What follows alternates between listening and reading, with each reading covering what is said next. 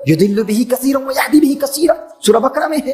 कुरान इंसान को गुमराह भी करता है और कुरान इंसान को गाइडेंस भी मुहैया करता है। ये कुरान खुद कहता है, युदिल्लु बिही कसीरन व यहदी बिही कसीरा, कुरान इंसान को गुमराह भी करता है।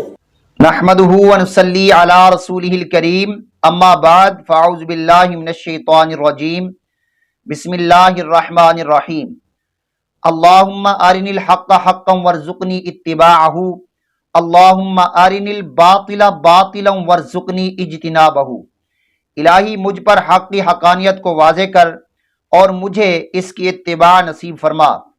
इलाही मुझ पर बातिल का बुतलान वाज़े फरमा और मुझे इससे इज्तिनाब नसीब फरमा।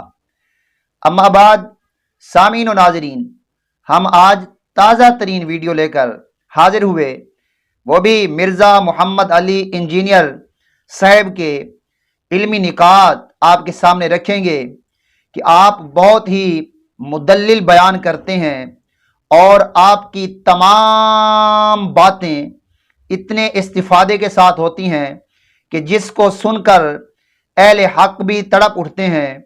तो सबसे पहले कुरान करीम के गुमराह करने या ना करने के मुतालिक एक छोटा सा इनका क्लिप समाअत कर लीजिए, जो कि उलमा के ऊपर इफ्तिरा बांध रहे हैं, यानी कि उलमा को, उलमा हक़्क़हू को यहूदो नसारा का एजेंट कह रहे हैं। ज़रा इनकी ज़बानी सुनिए, फिर आगे बात चलाते हैं। तो ये जो उलमा मिंबरों पे चढ़ के आपको ये कह रहे हैं कि कुरान और हदीस डायरेक्ट ना पढ़ना, गुमराह हो जाओगे, इनसे बड़ा इस्लाम का दुश्मन कौन हो सकता है? हम किस हौसले के साथ इनकी ये बातें सुन लेते हैं? वैसे तो लॉजिकली ये गलत बोल रहे होते हैं, लेकिन इनके ये अल्फाज क्या काबिल गिरफ्त नहीं है कि तुम इस्लाम की पीठ में छुरा घोंप रहे हो? असल में यहूद और नसारा के कुफार के एजेंट ये लोग हैं जो आपके मिंबरों पे बैठे हुए हैं कि जी कुरान और हदीस डायरेक्ट नहीं पढ़ना। और ये कह रहे क्यों हैं? उनको पता है कि उनके फिरके का कोई अकीदा कुरान और सुन्नत के मुताबिक नहीं है। उन्हें फौरन फिक्र लग जाती है कि अगर किसी ने कुरान तर्जुमे से पढ़ा तो फिर मरे हुए बुजुर्गों को, बाबों को पुकारना छोड़ देगा, एक अल्लाह का पुकारने वाला वो बन जाएगा। इय्याका नअबुदु व इय्याका नस्तईन। इनकी गुफ्तगू से अंदाज़ा हो रहा है कि ये बाबों से बहुत चिढ़ रखते हैं और इन्होंने कोई अपना नया दीन सीखा है जिसमें ये बड़े दावे से बात कर रहे होते हैं कि अगर इन्होंने अकेला तर्जमा कर लिया तो फिर ये सिर्फ अल्लाह को मानने वाले बन जाएंगे। इय्याका नअबुदु व इय्याका नस्तईन, इसका मफहूम इसमें बयान कर रहे हैं। लेकिन इनको शायद ये पता नहीं चल रहा कि तर्जमा बग़ैर आलिम के नहीं पढ़ा जा सकता, क्योंकि जब कोई तर्जमा को सीधा सीधा पढ़ेगा, उसमें अगर कोई उर्दू की गलती होगी, मिस्टेक होगी, या फिर प्रेस की गलती आ जाती है, बाज़ मरतबा कंप्यूटर्स की गलती आ जाती है, ये तो वाहिद कलाम इलाही है जिसके अंदर गलती नहीं होती, लेकिन तराजुम के अंदर बहुत सारी गलतियां होती हैं। मेरी लाइब्रेरी में बहुत सारी तफासीर भी मौजूद हैं और तराजुम भी हैं जिनके अंदर ऐसी मिस्टेक हैं जिनमें गलतियां हैं। अगर वो नया कारी उसको तर्जमा करते हुए, जिसको पता नहीं है कि तर्जमा का मकसद क्या है असल, तो ऐसे ऐसे अल्फाज आ जाते हैं, पता नहीं चलता, तो वो गुमराही की तरफ तो चला जाएगा। लेकिन इनकी ये बात जो है दूर दूर तक दुरुस्त नज़र नहीं आती। मगर मैं इनका एहतराम करता हूँ, दीन का काम तो कर रहे हैं, लेकिन जैसे भी कर रहे हैं, फिर आगे दूसरे क्लिप में सुनिए आप दीन का काम किस तरह से सर अंजाम दे रहे हैं। मेरी ये बात याद रखिएगा, अगर किसी का ये अकीदा है कि कुरान लोगों को गुमराह करता है, ऐसा शख्स काफिर है, उसके कुफ्र में शक करने वाला भी काफिर है। मुसलमान का ये अकीदा हो ही नहीं सकता कि ये किताब गुमराह करती है, वरना हम गैर मुस्लिम को ये कहेंगे कि भाई ये लोग किताब पढ़ो, गुमराह भी हो सकते हो, हिदायत भी पा सकते हो, आगे तुम्हारी अपनी मर्जी है। ओके, कड़ी कोल ही रखो। हाँ, लॉजिकल। अब इनकी इस बात से आप अंदाज़ा लगा लें कि ये फरमा रहे हैं कि कुरान करीम को अगर कोई यूं कहे कि भाई कुरान गुमराह करता है तो वो काफिर है। अब काफिर को कौन बताएगा कि कुरान गुमराह करता है?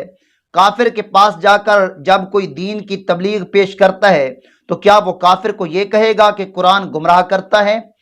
और किस मुसलमान का ये अकीदा है कि कुरान मुतलकन गुमराह करता है? तो इसके अंदर कुरान करीम की तफासीर हैं, جب علماء اسے بیان کرتے ہیں، یعنی کہ یضل بہ کثیرا ویہدی بہ کثیرا، اس کی تفسیر جب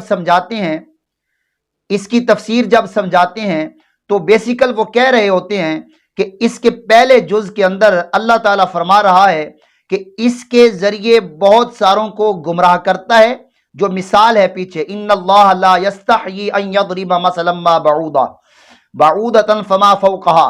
اللہ اس آیت کے اندر جب کہ یہ جز جو ہے یضل بہ کثیرا، تو یہ سمجھا رہے ہیں کہ یہ بہت سارے ایسے لوگ ہیں جو اس قرآن کو پڑھ کر گمراہ ہو جاتے ہیں، اور بہت سارے ایسے لوگ ہیں ویہدی بہ کثیرا، جو قرآن کو پڑھ کے ہدایت اختیار کر لیتے ہیں۔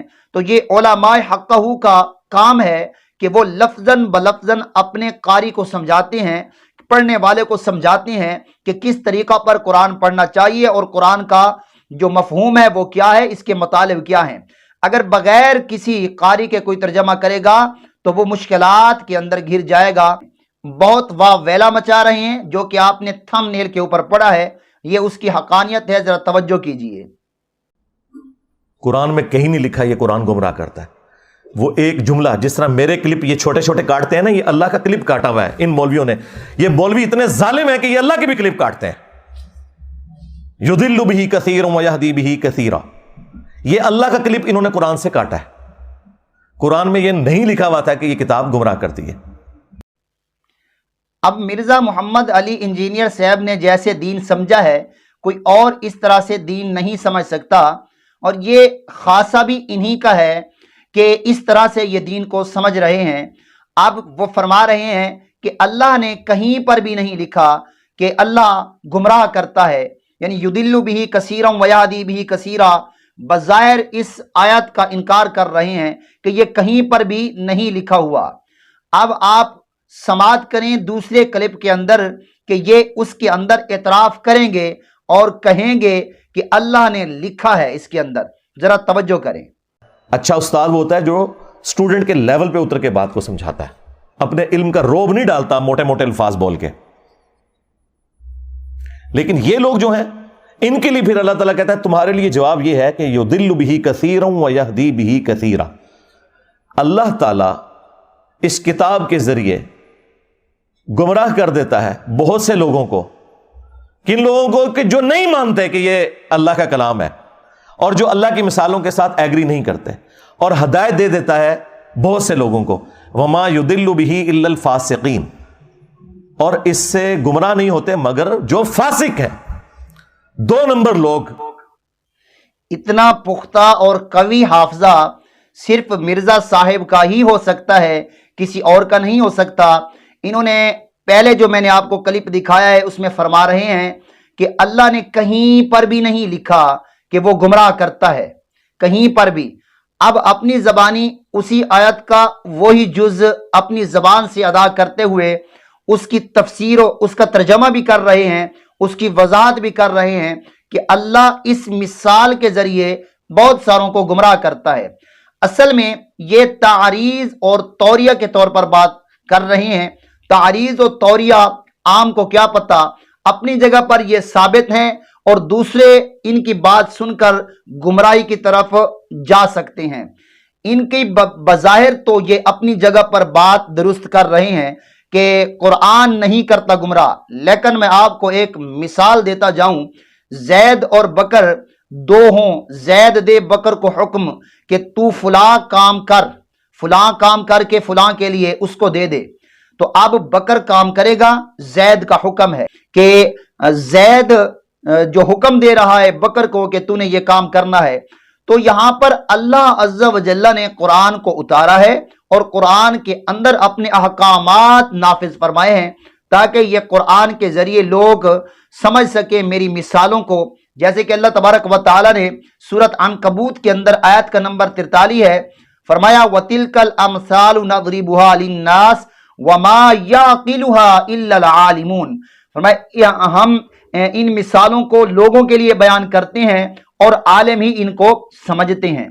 یعنی اس آیت سے واضح ہو رہا ہے کہ عالم ہی قرآن کریم کو سمجھتے ہیں، پڑھتے سب ہیں اور سمجھتے عالم ہیں، اور جو شخص عالم کے پاس جا کر قرآن پڑھے گا وہ بھی سمجھے گا، جب سمجھ لے گا تو وہ غیر عالم نہیں رہ جائے گا، ان باتوں کا، اس تراجم کا اور تفاسیر کا وہ عالم ہو جائے گا، اس کو علم ہوگا کہ میں نے علماء کے پاس بیٹھ کر اس کو پڑھا ہے اور میں نے اس کو دیکھا ہے اور اس کی تحقیق کی ہے، تو پھر وہ بدکے گا نہیں۔